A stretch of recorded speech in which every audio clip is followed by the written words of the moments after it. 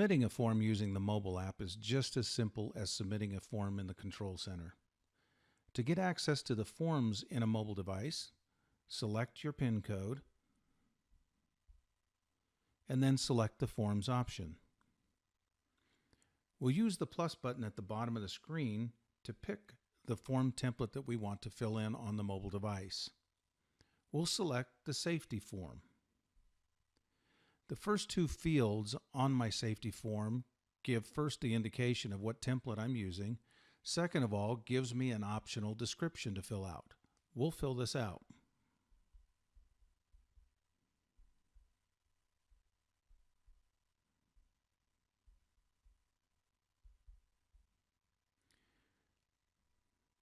Forms on the mobile device have the same capabilities to create relationships and associations. We'll select the relationships line item, and you can see that we already have a relationship with an employee and a location. At this point, I've chosen not to create a relationship with a task or an asset, and subsequently they are blank. Next, we'll select the form fields and we'll start filling out our form. The same fields that you saw on your form in the Control Center are the same fields that you'll see out here on the mobile device.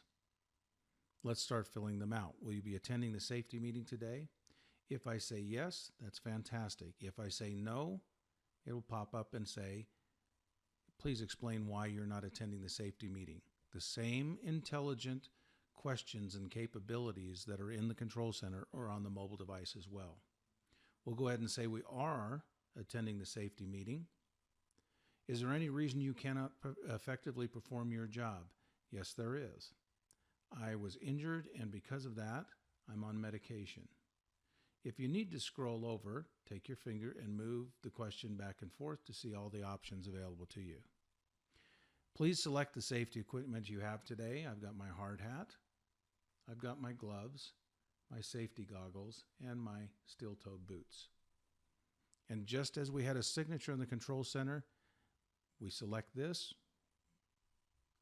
we sign it, we accept it. Once we're done with our form, we can save it. Once you save a form, several options are available to you. Should I want to go back and edit that form, I can select it, go back and change the appropriate information, and resave the form. Once I synchronize that form back to the Control Center, I'm no longer able to edit that. Once I check the form box, three options down on the bottom of the screen are available to me. The first one on the left-hand side is Synchronize. It allows me to take a single form and send that to the Control Center. The next option is a little envelope. If I select that envelope, it will create a PDF of that form, open up my email, and allow me to send that out to whomever I need it. So for immediate sending of information, I can do that via email. I can also send it to the trash can. If I create a form and say, that's not the form that I want, I can go ahead and discard that.